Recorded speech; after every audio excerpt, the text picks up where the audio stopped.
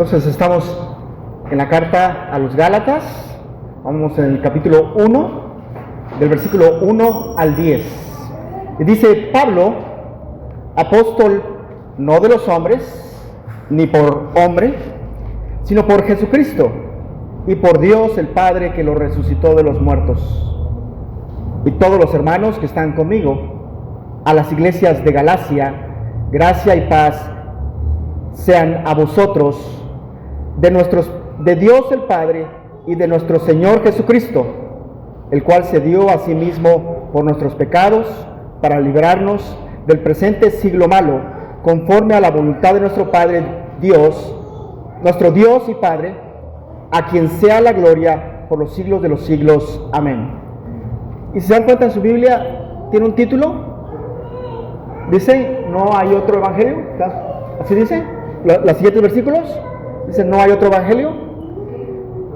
Seguimos leyendo del 6 a 10, dice: estoy maravillado de que tan pronto os hayáis alejado del que os llamó por la gracia de Cristo, para seguir un evangelio diferente, no que haya otro, sino que algunos que os perturban y quieren pervertir el evangelio de Cristo, mas sin aún nosotros o un ángel del cielo os anunciare otro evangelio diferente del que os hemos anunciado, sea anatema.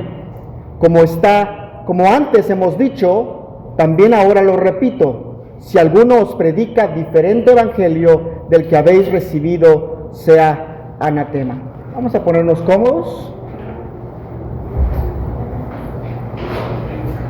Más adelante, en el capítulo 2, vamos a sentarnos, Pablo va a confrontar directamente la hipocresía teológica. Esta enseñanza es de suma importancia. La mayoría de nosotros venimos de una cuna católica romana. No sé si hay alguno aquí que haya nacido en el evangelio, que sus padres hayan sido evangélicos, protestantes. Quiere decir que todos venimos de allá.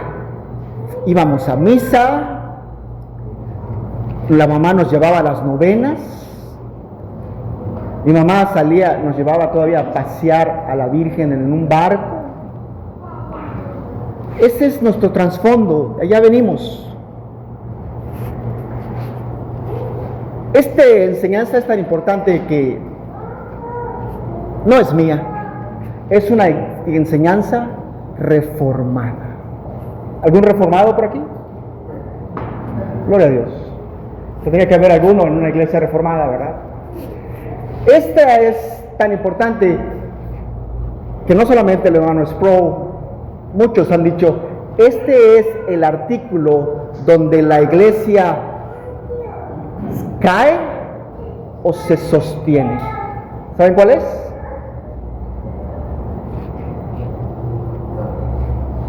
¿Quién lo dijo? ¿Nadie? Sola fide. Gracias, Alexis. Martín Lutero, cuando clavó sus 95 tesis en esa iglesia de Wittenberg, perdón, estaba confundido con... Él jamás se imaginó. Las 95 tesis estaban redactadas en latín, gracias. Y sus estudiantes agarraron y las tradujeron al alemán y las repartieron por todos lados. Y esa no era su intención, y esto causó esta tremenda revolución. Un erudito dijo que Martín Lutero era como este hombre ciego que subió al campanario de la iglesia y al perder el equilibrio y caerse, se agarró de la cuerda que tocaba la campana, y ese sonido de esa campana se oyó por todo el mundo. Nuestro hermano Martín Lutero,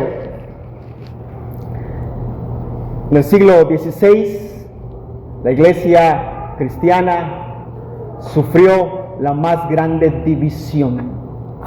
Siempre hablo de esta situación. Y lo que dividió a la cristiandad no fueron pequeñas cosas como el papel de la Virgen María, o la infalibilidad del Papa, o la autoridad de los concilios, o las tradiciones. La división fue causa de el Evangelio, hermanos. El Evangelio. Si algo hacemos hoy, y si en algo estamos parados hoy y sujetos hoy, estamos sujetos en esta salvación solo por fe. Estamos hoy completamente convencidos de que el Evangelio enseña esto. El Evangelio es objetivo, radica en la persona, la vida perfecta, la muerte violenta y la resurrección de Jesucristo. El Evangelio no radica en emociones y no radica en cosas que tú sientas y en testimonios personales. Si se dieron cuenta, cuando leímos el texto, Pablo está advirtiendo a los Gálatas,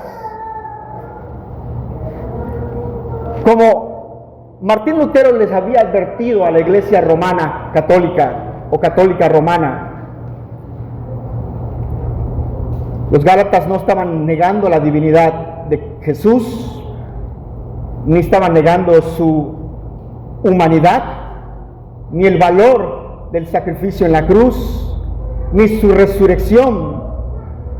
El verdadero desvío era el problema central que causó el asombro y la indignación de Pablo. Fue un cambio en el método de salvación. Qué terrible es esto.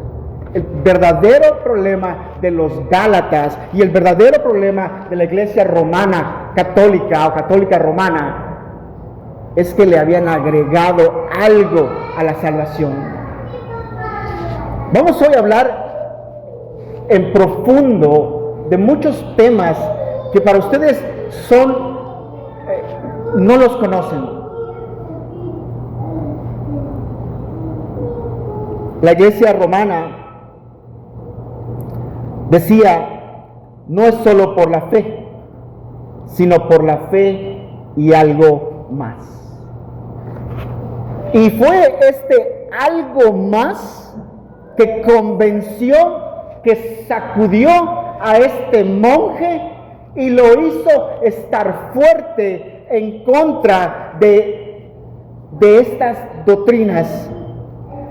Le dio valor para enfrentarse al mundo entero y para defender lo que estaba en juego, no un punto teológico abstracto, no un punto estéril, sino el Evangelio mismo.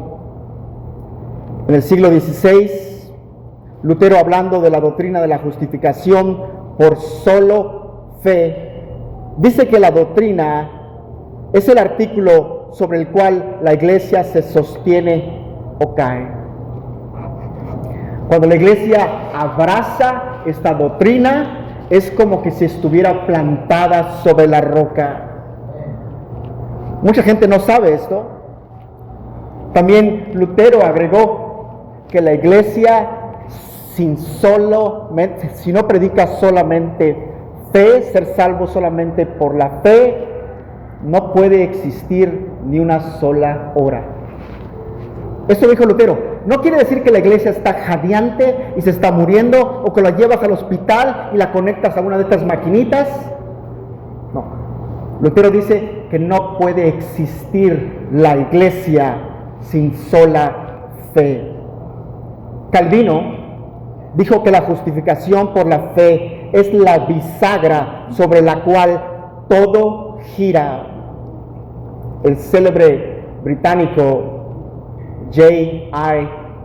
Packer, y él da este ejemplo. ¿Se acuerdan de Atlas? El que cargaba el mundo. Él dice que si Atlas se encoge, el mundo se tropieza, se cae. Y él dice que la justificación por medio de la fe es tan importante como si que Atlas fuera a perder el equilibrio y se cayera todo el mundo. Escuchen aquí en la pantalla o en sus Biblias, Gálatas 1:10. Dice, pues busco ahora el favor de los hombres o el de Dios, o trato de agradar a los hombres, pues si todavía agradara a los hombres, no sería siervo de Jesucristo. ¿Escucharon lo que dice el hermano Pablo? Quiero que escuchen la tensión. ¿Está buscando él agradar a los hombres? Si quisiera yo agradar a los hombres, entonces no sería siervo de Jesucristo. Hermanos, Pablo no amaba la controversia. Pablo no amaba la división de las iglesias. Pablo amaba a sus hermanos. Pablo oraba por las iglesias. Pero en temas tan importantes, era más importante para el hermano Pablo ser sincero, cierto, hablar la verdad, porque era un siervo de Jesucristo. Eso es muy importante. ¿A quién intenta complacer?, dice Pablo. Se dio cuenta que se intentaba complacer a los hombres en este asunto, no podía complacer a Dios. Y ese es el hermano que escribe Romanos 12:18, diciendo, si es posible, en cuanto dependa de vosotros, estar en paz con todos los hombres. Hermanos, en cuanto dependa de nosotros, estar en paz con todos los hombres. Pero cuando está el Evangelio de por medio, no se puede estar en paz. Y ahí tienes que decir tú, ¿trato de agradar a Dios o a los hombres? Qué importante es esto. Y lo entiendo. Tú has estado en esta reunión con estas gentes. ¿Tratas de agradar a los hombres o a Dios? Cuestiones de fe, de esta sola fide.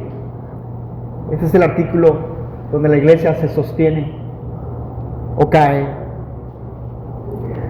Ahora vamos a aprender un poquito de esta teología de la Iglesia Católica Romana. Según la teología romana, la justificación se realiza en primera instancia de manera sacerdotal, a través de la mediación de la Iglesia y sus sacramentos. ¿Cuál es el primer sacramento de la Iglesia Católica? Bautismo. Quiere decir que en ese momento la persona es justificada. ¿Sí lo sabían? En ese momento. Ahora, este es el problema con esta inseguridad. En cualquier momento se hunde el barco, ¿no? Le entra agua. Este sacramento, el bautismo, Roma enseña que en el bautismo la gracia se infunde en el alma. Aquí en latín dice ex opere operato, por el hecho mismo de operar el acto ritual, independientemente de la santidad del sacerdote o del mérito inicial del receptor. ¿Imaginan qué problema tenían los hermanos reformados con esto? De manera automática, una persona que no tiene uso de razón todavía es justificada en ese momento. ¡Pum! Casi como de manera mística. Imagínense los hermanos reformados. Imagínate tú. Esta semana ha sido para mí terrible. Bueno, murió un conocido mío y fui a su sepelio y dije, a ver cómo me va. Llevé mi Biblia porque dije, a ver si no salgo muerto de aquí. Y llego y tenían misa. Este hombre había vivido como un diablo toda su vida. Y tenían una misa. ¿Se dan cuenta de la controversia? Escúchenme. Yo sé que para ustedes es como que esto es muy importante para nosotros. Vivimos en un país católico. Ustedes tienen familiares católicos, tienen amigos católicos. Desconocemos lo que la Iglesia Católica Romana cree y no podemos defender nuestros puntos. Es nuestra obligación de cada creyente. Por eso siempre digo, los hermanos reformados somos la élite. ¿Por qué la élite? Porque somos los que gastamos el tiempo estudiando la palabra de Dios. ¿O no es así? Más o menos, ¿verdad? Vamos, me he prometido, y no tengo la capacidad de algunos de ustedes, pero me he prometido, digamos, hacer esto de manera, como dicen ustedes, sistemática. Estudiar la palabra para que esta palabra sea esta raíz dentro de mí. Ahora, Roma también cree que la cooperación humana es importante. El receptor debe cooperar con esa gracia infundida para que la verdadera justicia resida en su alma. El creyente permanece en ese estado de justificación hasta que cometa un pecado. ¿Ricardo? ¿Lo perdimos? ¿Cuándo se pierde la justificación para un católico? Exactamente. Hasta que cometa un pecado mortal. En ese momento, ¡pum!, se cayó, se perdió aquello. Ahora, ¿cuál es la diferencia, no? ¿Cuál es la diferencia de un pecado mortal y un pecado venial?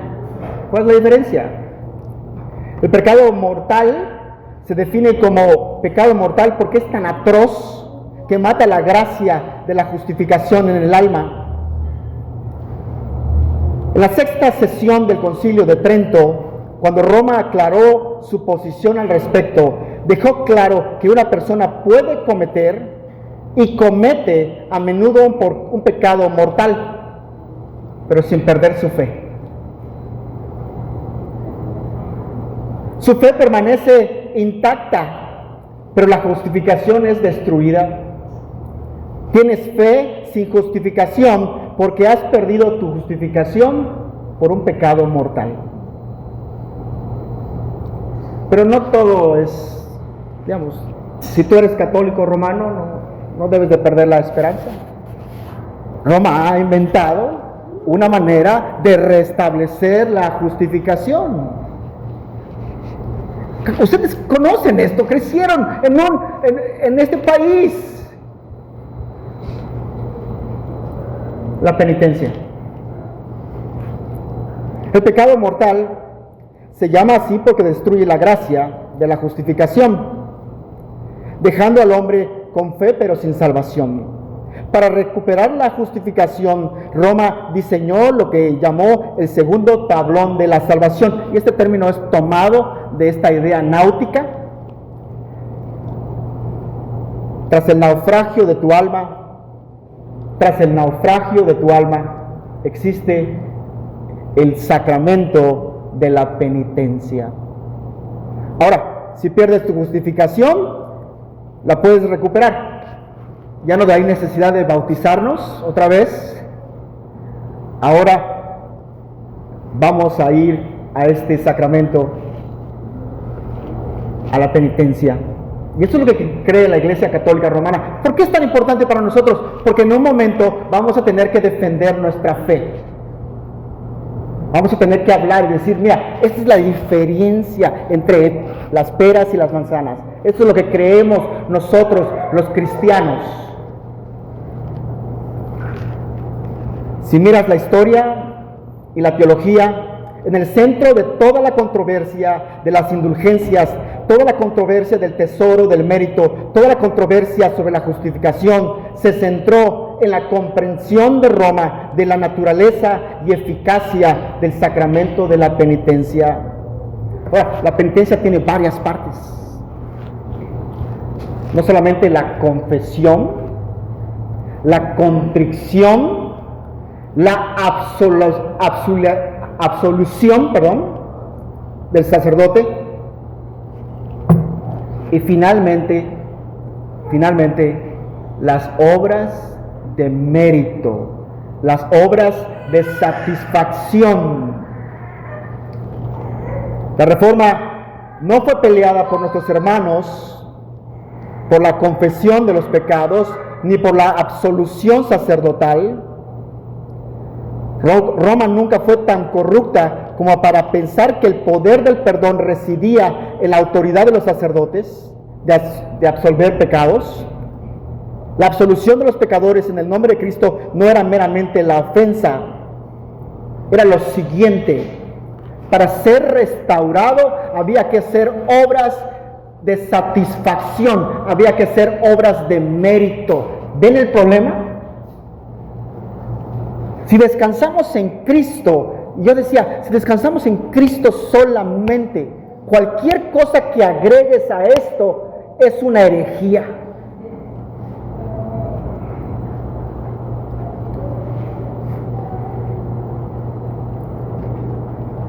Roma define estos méritos, estas obras.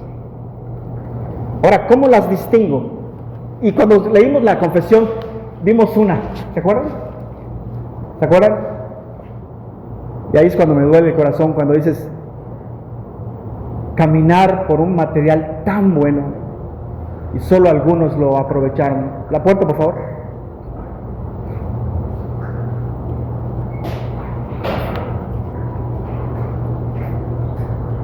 ¿Cuáles son estas obras que Roma define como méritos? Obras de satisfacción. Mérito condigno. Escuchen, por favor. Vamos a ver tres de estos méritos: el mérito condigno, el mérito congruo o congruente, o el mérito erogatorio. ¿Se acuerdan de ese? Mérito condigno es una justicia tan alta que obliga moralmente a un Dios justo a dar una recompensa.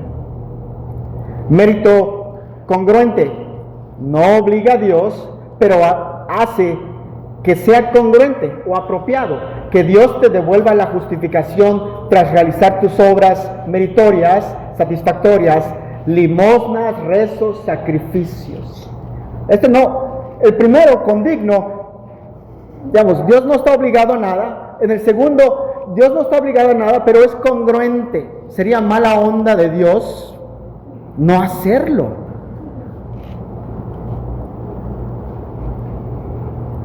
Lutero afirma de forma tajante que el Evangelio es como un rayo y que destruye por completo tanto el mérito condigno como el congruente. Y él dice esto: nos presentamos ante Dios con las manos vacías, aferrándonos solo a Jesucristo. Hermanos, a veces vamos a subirle una rayita a nuestro evangelio. Estamos muy dormidos. Muy dormidos. Mi hermano Rogelio me decía: ¿cuánto tiempo pasa usted con el Señor?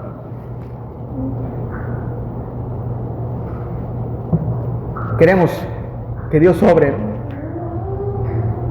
Y entiendo que no es por mí.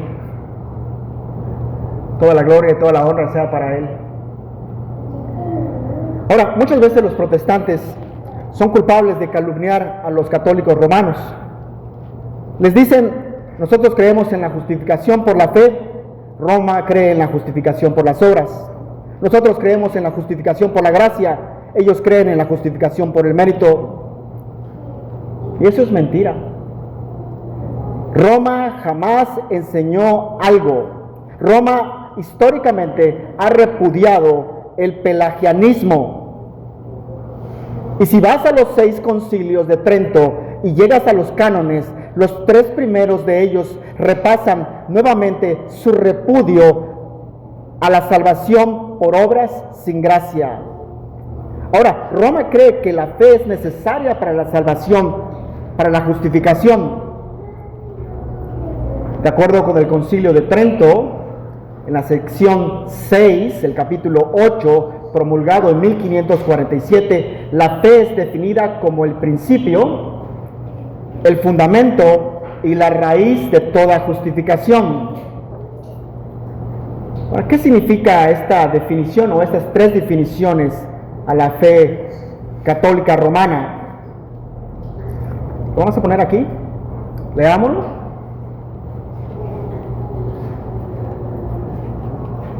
La traducción, vamos a ver la traducción.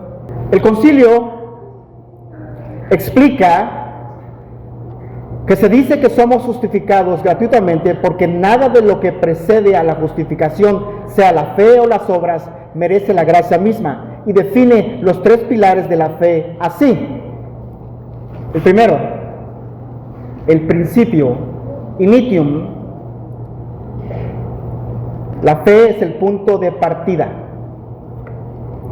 Nadie puede comenzar el camino hacia la salvación o la gracia sin el despertar de la fe. Segundo, el fundamento. La fe es el fundamento, porque es la base sólida sobre la cual se construye toda la vida moral, las virtudes, como la esperanza, la caridad, la relación con Dios. Sin base, el edificio se cae. Y este último punto, la radix, la raíz, es donde la persona absorbe la vida divina y la gracia. Así como las ramas y los frutos de un árbol dependen de la raíz para no secarse, las buenas obras del cristiano nacen y se nutren directamente de la fe. Roma cree que es una condición necesaria para ser justificado que el pecador tenga fe. Entonces, ¿cuál es el problema? ¿Cuál es el problema? No es suficiente tener fe solamente. Tiene que haber algo agregado, añadido. Hablamos de estos dos méritos: el condigno, el congruente o congruos, y ahora vamos a hablar del mérito erogatorio. Ustedes se acuerdan, ya lo vieron. Estos super santos hicieron tantas buenas obras, vivieron una vida tan santa, que todo ese exceso de buenas obras fueron depositadas en el banco de la fe que está en Roma, en el cual la iglesia y el papa son los administradores. Hermanos, esto es importante porque el día que te pregunten y no sepas,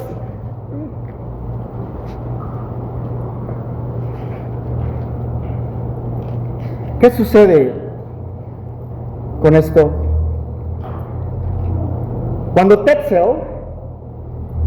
de manera corrupta, iba por Sajona y las comunidades vecinas, y Tetzel era aquel que le decía a los campesinos en Sajona, iba por estos lados y decía, estaban construyendo la capilla de San Pedro.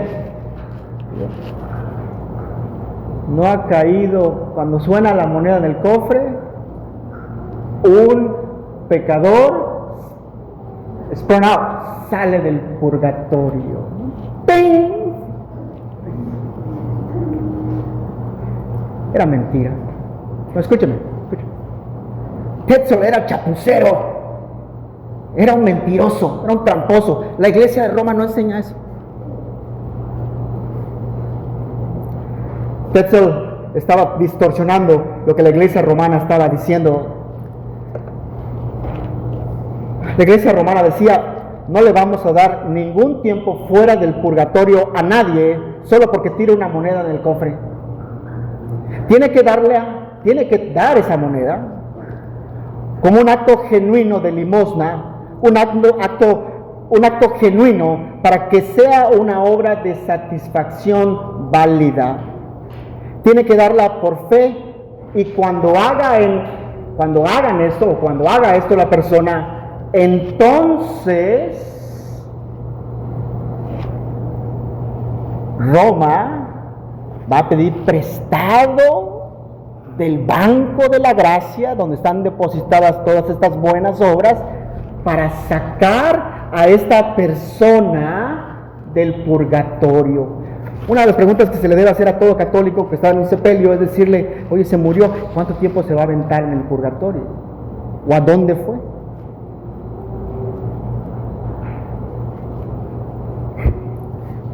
En 1510, antes de iniciar la Reforma, Lutero hizo un viaje muy importante para él a Roma y visitó una de las, antes de la de San Pedro, era la iglesia principal, la iglesia de Letrán. Los cruzados habían traído esta escalinata de Jerusalén, y esta escalinata supuestamente era una de esas reliquias que había subido Jesucristo cuando fue consignado, cuando fue acusado, cuando fue encontrado culpable. Veamos. Y era muy importante por él, porque había que subirla de rodillas y diciendo Aves Marías y Padres Nuestros, y contaba por una infinidad de indulgencias, de tiempo fuera del purgatorio. Ahora, era muy importante para él porque lo intentaba sacar a su abuelo del purgatorio. Ahora, ¿conocen ustedes a Lutero? ¿Han leído sobre su Biblia? ¿Han escuchado videos? Era un ser, realmente toda la gloria y toda la honra es para el Señor. Llega a la cima, a la cúspide, al final, de rodillas, diciendo Padre Nuestro y Ave Marías, y se levanta y dice, ¿quién sabe si esto es verdad? ¿Quién sabe si funciona? Tiene una crisis.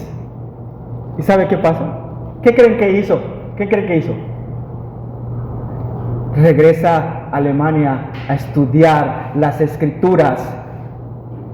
Regresa a Alemania y no encuentra ninguna indulgencia, no encuentra ningún purgatorio, encuentra a Cristo como único Salvador.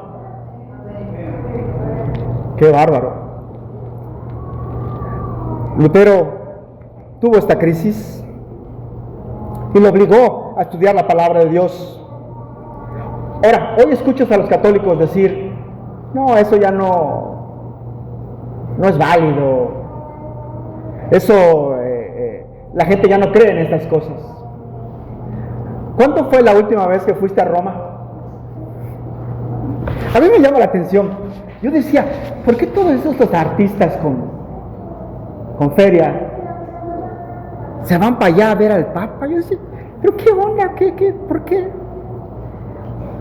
Están comprando tiempo fuera del purgatorio. Yo no me lo había pensado. Dije, ¿qué están haciendo? ¿Por qué todo el tiempo van a ver? Van a ver. ¿Qué están haciendo? ¿Has leído el catecismo que reafirma el Concilio de Trento? Digamos, que reafirma el tesoro de los méritos, que reafirma las indulgencias, que reafirma la realidad del purgatorio. Ahora, ¿quién va al purgatorio? Purgatorio, purge, purgar. El lugar para ser limpiado, de purificación. ¿Quiénes van para allá? Es para personas que murieron sin pecado mortal. Si moriste con pecado mortal, te vas al infierno directamente. Por eso teníamos que saber estas cosas.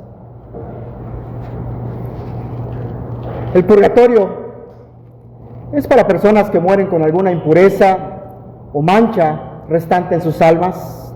Antes de que puedas ir al cielo, tienes que tener todo remanente residual de pecado en tu vida purgado. Dios nunca te declarará justo, al menos que esta justicia esté dentro de ti. Para ser justificado, primero tienes que ser santificado, así que tienes que pasar muchísimo tiempo. Estoy hablando de millones de años en el purgatorio. Ahora, no todas las noticias eran malas, o no todas las noticias son malas.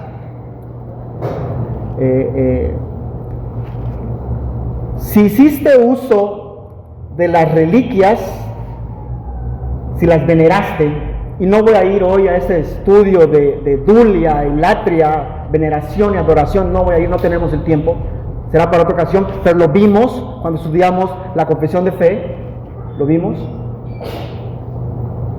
Si las veneraste, recibes un descuento.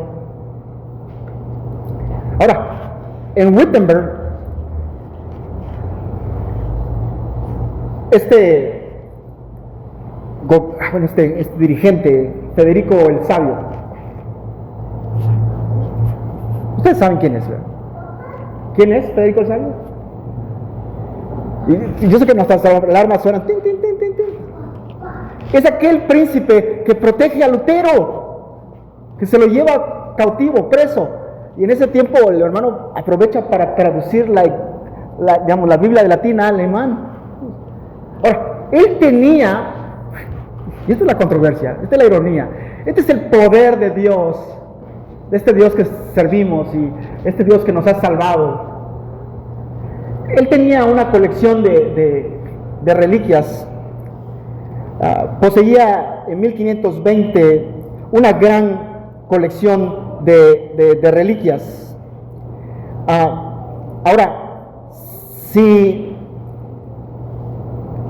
todas sus reliquias incluían supuestas espinas de la corona de Cristo, y si tú pagabas la contribución o las venerabas,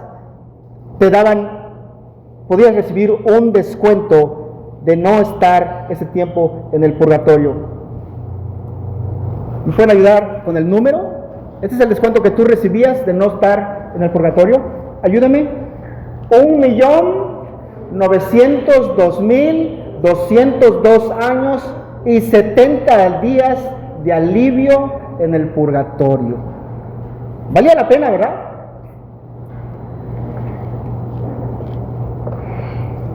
Ahora, en la teología católica romana tradicional, primero viene el bautismo, después la justificación, y la santificación es el proceso de toda la vida. El purgatorio no es para hacerse justos, sino para limpiar las penas temporales de los pecados, ya perdonados antes de entrar al cielo. Las reliquias de Federico ofrecían alivio para este proceso de purificación, el purgatorio, no para ser justificado inicialmente. Entonces, este proceso era para saltarse, digamos, estos 2 millones de años que recibías, era para saltarte este tiempo del purgatorio, no para alcanzar la justificación. Ahora, esto se pone mejor todavía.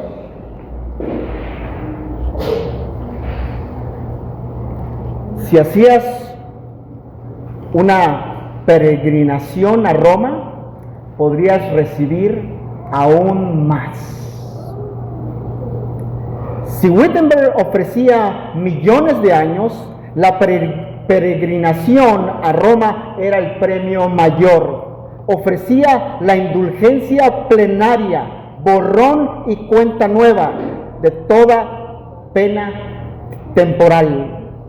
Ahora, había estos paquetes, como cuando vas a una agencia de viajes. ¿Qué paquete me das? Estas visitas. Pues les voy a decir por si les interesa algún paquete. Las catacumbas de San Sebastián. Esta iglesia y sus catacumbas eran consideradas uno de los puntos más sagrados de Roma, porque allí estaban escondidos los cuerpos de San Pedro y San Pablo. El beneficio. Se decía que los papas habían otorgado tanta indulgencia a este lugar que el peregrino que la visitaba recibía el perdón de sus pecados, indulgencia plenaria, pero además, por cada día que permaneciera en Roma visitando las iglesias, acumulaba miles de años adicionales.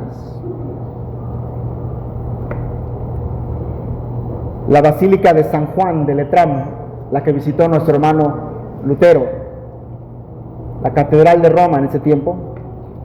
Antes de que San Pedro fuera el centro del Vaticano, como lo conocemos, San Juan de Letrán era la iglesia más importante de la cristiandad. En su entrada había tablas de piedra que enumeraban las indulgencias disponibles. Puedo seguir hablando de números. No voy a hablar de la logística del peregrino, que es lo que lo hacía válido, cómo se aseguraban que esto contara. El Catecismo Romano mantiene que el purgatorio es el lugar de purificación para quienes mueren con impurezas residuales en sus almas, bajo la premisa que Dios no te declarará justo a menos que esa justicia habite perfectamente dentro de ti. Es decir, necesitas ser completamente santificado antes de ser justificado. Esa noticia, ese conocimiento le causó terror a Lutero. Completamente santificado antes de ser justificado. Digamos, si soy un pecador, esas no eran buenas noticias para Lutero. Era una condena de terror. Si la eternidad dependía de que su propia alma estuviera libre de toda mancha por esfuerzo propio, el purgatorio sería infinito.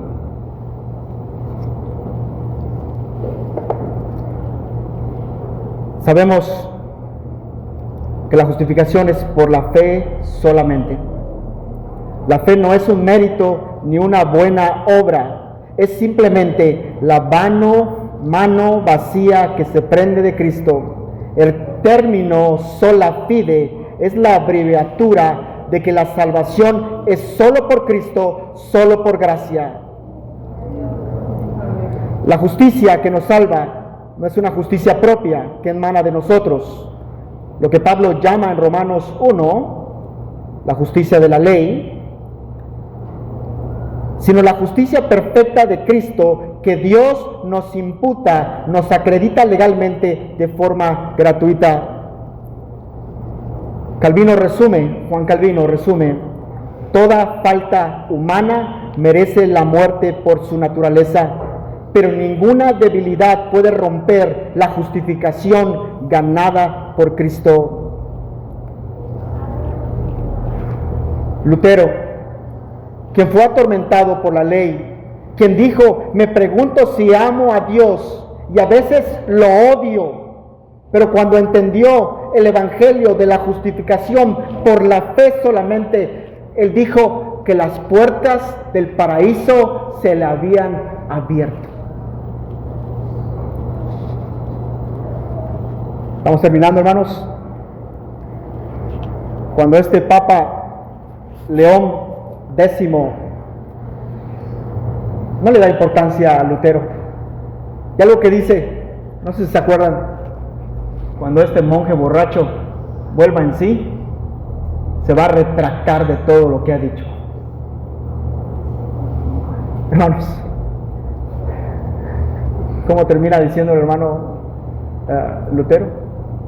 Al menos que se me convenza con testimonios de la Escritura o razones evidentes, puesto que mi conciencia está cautiva de la palabra de Dios, no puedo ni quiero retractarme de nada, porque hacer algo en contra de la conciencia no es seguro ni íntegro. Aquí estoy, no puedo hacer otra cosa, que Dios me ayude. Amén. Qué impresionante. Este Papa estaba seguro de que se iba a retractar por el poder de la Iglesia Católica Romana. No. Estoy convencido que la salvación es solamente por la fe en Jesucristo. Vamos a ver un último punto nada más. Vamos a cambiar el orgullo por gratitud. Dado que venimos ante Dios con las manos completamente vacías, aferrándonos solo a la cruz, no hay espacio para el orgullo espiritual en la iglesia. No somos mejores que el vecino, ni nos salvamos por ser más sabios o más morales. La sola fide destruye toda altivez. Cuando miras tu vida y tus buenas obras, no veas en ellas una moneda, algo que puedas cambiar por el favor de Dios. Míralas como el fruto alegre, agradecido, el producto de un árbol que ha sido plantado en la gracia divina. Este es mi último punto. No seamos complacientes. No diluamos el Evangelio. Nos va a tocar decir como Pablo: si quisiera complacer a los hombres, no sería siervo de Jesucristo. No diluamos el Evangelio. No lo diluamos. Esto es importante, porque podríamos decir, sí, yo decía, esto es tan importante, porque la Iglesia Católica Romana ha sido la fábrica de gente que se va al infierno más grande del mundo, por diluir el Evangelio, por agregarle cosas al Evangelio. Y cada uno de ustedes tiene algún pariente que dice que es católico romano. Déjenle certero esto: si tú le agregas algo más a la fe en Jesucristo, ya no es la fe en Jesucristo. ¿Estamos seguros?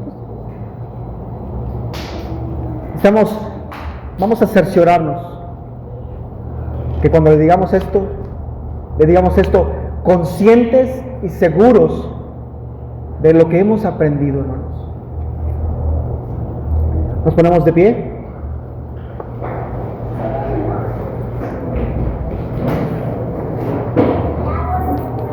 Y escuchen con atención, voy a leer Romanos 5 del 1 al 3.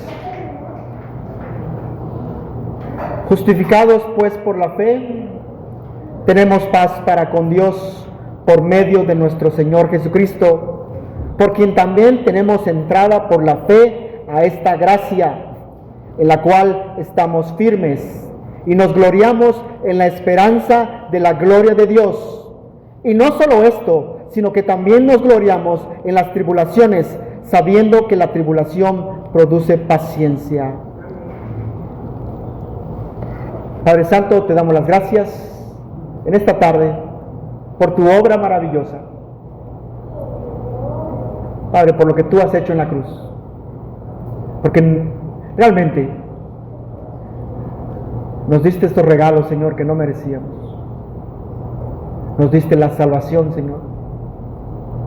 Todo proviene de ti.